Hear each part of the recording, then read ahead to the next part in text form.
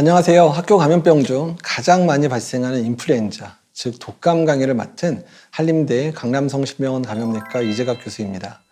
2019년 교육부의 학교 감염병 감시 정보 통계를 보면 전국의 초등고등학교에서 발생한 3대 감염병 중 1위는 인플루엔자였습니다. 2019년 한 해 동안 전국에서 33만 명 이상의 초중고생이 인플루엔자에 걸린 것으로 조사됐고요. 중학생만 보더라도 한 해에 7만 6,900명이 인플루엔자로 고통을 받았습니다. 2009년 우리나라를 비롯한 전 세계에서 유행한 신종플루를 기억하시죠? 신종플루는 새로운 인플루엔자라는 뜻입니다. 인플루엔자는 질병명이면서 독감을 일으키는 바이러스 이름이기도 합니다. 우리 학생은 인플루엔자에 대한 궁금증이 많으시다고요? 질문해 주시면 요약해서 답변해 드리겠습니다. 안녕하세요 교수님, 서울백운중학교 3학년 이지연입니다.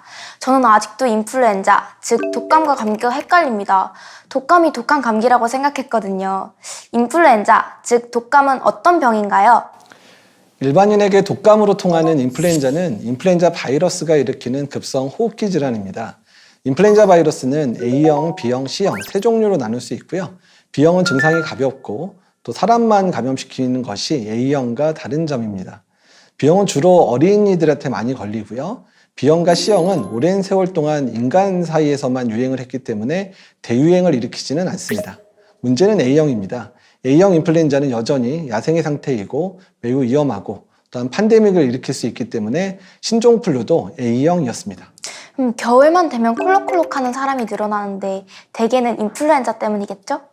사실 겨울철에 유행하는 호흡기 바이러스는 상당히 많습니다. 그럼에도 불구하고 매년 겨울철에 인구의 10에서 20%가 인플루엔자에 걸리고요. 다시 말해 독감에 걸린다는 얘기죠. 그리고 10에서 40년마다 전 세계적으로 발생하는 A형 인플루엔자의 대유행도 인류에게 커다란 위협이 되고 있습니다. 실제로 2009년 4월 미국, 멕시코에서 시작된 신종 인플루엔자 신종플루는 21세기 최초의 대유행으로 전 세계적으로 큰 피해를 줬었습니다. 그럼 인플루엔자에 걸리면 어떤 증상이 나타나나요? 인플루엔자는 흔히 고열, 오한, 두통, 근육통, 피로감과 같은 전신 증상과 기침, 인후통 같은 호흡기 증상이 갑자기 일어납니다. 되게 심한 몸살이라고 표현하는 전신 증상이 뚜렷하고요. 등교 등 일상생활이 불가능한 사람들도 있습니다. 고열과 심한 근육통 등은 초기 2, 3일 동안 심하고요. 이 시기가 지나면 약간 나아지기는 하는데요. 일부 환자에서는 기침이 일주일 이상 지속되면서 흉통이 나타날 수도 있습니다. 또 고열이 이어지고 기침, 누런가래, 호흡곤란처럼 폐렴을 의심하는 증상이 나타나서 고생하는 분들도 있습니다. 인플루엔자는 대부분 증상이 시작된 날로부터 일주일 이내에 거의 회복됩니다. 퀴즈 하나 드리겠습니다. 독감과 감기의 증상은 어떻게 다를까요? 독감에 걸렸을 때 갑자기 심하게 열이 나고 아팠던 기억이 있어요. 독감은 갑작스럽게 열이 나고 감기는 미열부터 시작해서 고열로 변화하는 것 같아요.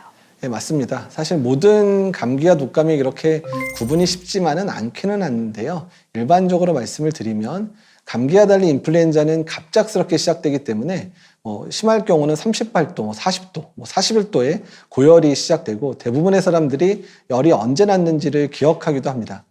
또 다른 점은 감기와 독감을 일으키는 바이러스 종류가 다른데요. 감기는 라이노바이러스나 코로나 바이러스처럼 100여 가지 바이러스나 세균에 의해서 발생을 하고 있고요. 독감은 한 종류인 인플루엔자 바이러스만 일으킵니다. 인플루엔자 백신을 맞아도 다른 감기를 예방할 수 없는 것도 이런 이유 때문입니다. 그렇다면 인플루엔자는 어떤 경로로 감염되나요? 인플루엔자 바이러스는 건조한 표면에서도 몇 시간 동안 생존할 수도 있기 때문에 악수 같은 직접 접촉이나 의료, 침구 등 오염된 물건을 통해서도 감염될 수 있습니다. 그렇다면 인플루엔자에 걸린 사람이 주위에 병을 옮길 수 있는 기간은 어느 정도인가요? 일반적으로 인플루엔자 증상 시작 시점부터 3일에서 7일 후까지 다른 사람에게 옮길 수 있다고 알려져 있습니다. 그럼 인플루엔자 예방법도 코로나19 예방법과 비슷한가요? 예, 그렇습니다. 인플루엔자에 대한 가장 효과적인 예방법은 인플루엔자 백신을 맞는 거고요. 코로나19 예방할 때 강조했던 것처럼 손 씻기라든지 기침 예절, 마스크 착용 같은 기본적인 예방법도 동일합니다. 인플루엔자도 코로나19 때처럼 백신 접종, 손 씻기, 기침 예절이 가장 효과적인 예방 방법이네요. 2009년 신종플루 유행 때부터 손 씻기가 강조했다고 들었어요. 손 씻기가 왜 그렇게 중요한가요? 예, 손만 잘 씻어도 설사 질환은 30%, 호흡기 질환은 20% 이상을 줄일 수 있다고 되어 있습니다. 예, 인플루엔자 바이러스는 코나 입에서 나온 침방울을 통해 배출돼 다른 사람의 코나 입 또는 접촉을 통해 옮길 수 있거든요. 따라서 손을 잘 씻는다면 인플루엔자 감염을 효과적으로 막을 수 있습니다. 인플루엔자가 코나 입을 통해 감염되는 병이잖아요. 그러면 기침 예절을 잘 지키는 것도 중요해 보이는데요. 어떻게 하면 되나요? 기침 예절은 기침이나 재채기를 할 때 휴지로 입과 코를 가리는 것입니다. 만약 휴지가 없다면 소매로 입과 코를 가릴 수도 있죠. 손으로 입과 코를 잘 가린다면 기침이나 재채기 할 때 나오는 침방울이 교실 문손잡이, 엘리베이터 버튼 같이 친구들이 함께 만지는 곳을 오염시키지 않을 수 있습니다. 교실에서 모두가 신청할 수 있는 인플루엔자 예방법으로 환기도 있어요. 수시로 창문을 열어서 교실의 공기를 환기해야 합니다. 우리 몸이 인플루엔자에 대한 면역력을 갖게 하려면 백신 접종이 무엇보다 중요하다고 들었습니다. 그럼 백신은 언제 맞아야 하나요? 인플루엔자 백신은 적어도 유행 2주 전에는 맞아야 됩니다. 인플루엔자 백신은 접종 후 몸 안에 면역력이 형성되는데 2주가 걸리고 효과는 6개월 정도 지속되거든요. 인플루엔자 유행이 우리나라에선 보통 12월 달부터 보통 시작이 되기 때문에 백신은 적어도 11월 중순 이전에 맞는 것이 가장 좋습니다. 질병관리청에서는 인플루엔자 고위험군인 만 13세 미만 어린이를 대상으로 매년 국가 예방접종을 9월부터 이듬해 4월까지 무료로 진행하고 있습니다. 이 역시 백신 접종이 인플루엔자 예방에 매우 효과적인 것으로 보기 때문입니다. 여기서 퀴즈입니다. 인플루엔자 백신을 맞으면 인플루엔자를 완전히 예방할 수 있을까요? 코로나19도 백신을 맞더라고 하더라도 코로나19에 걸리니까 왠지 인플루엔자도 비슷할 것 같아요. X하겠습니다. 예, 그렇습니다. 인플루엔자 백신의 인플루엔자 예방 효과는 젊은 성인이나 청소년에서 80% 정도고요.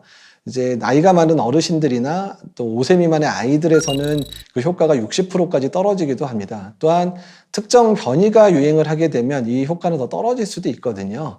인플루엔자 백신을 맞았더라도 완벽하게 인플루엔자를 예방할 수 없기 때문에 따라서 손을 자주 씻는 등 개인위생을 철저히 하는 것이 매우 중요합니다. 백신 접종이 인플루엔자 감염을 완전히 예방하지는 못하지만 증상을 가볍게 하거나 또는 입원을 막는다거나 사망 위험을 낮추는 효과가 있기 때문에 그래도 백신 접종은 꼭 해야 됩니다. 그럼 인플루엔자 백신의 부작용에 대해서도 알려주세요. 예, 인플루엔자 백신 접종 후 가장 흔한 부작용은 한 15에서 20%에서 접종 부위가 빨갛게 붓거나 해당 부위에 통증이 나타나는 거거든요. 접종 부작용은 대부분 하루나 이틀 내에 저절로 해소되기는 하니까 너무 걱정할 필요 없고요. 매우 드물게 백신 접종 후에 전신 반응이 나타나는 경우들도 있습니다. 대표적인 게 피부 발진이거든요. 그래서 피부 발진이 나는 경우 또는 열이 나는 경우도 있지만 대부분은 이제 며칠 내에 회복되는 것으로 알려져 있습니다.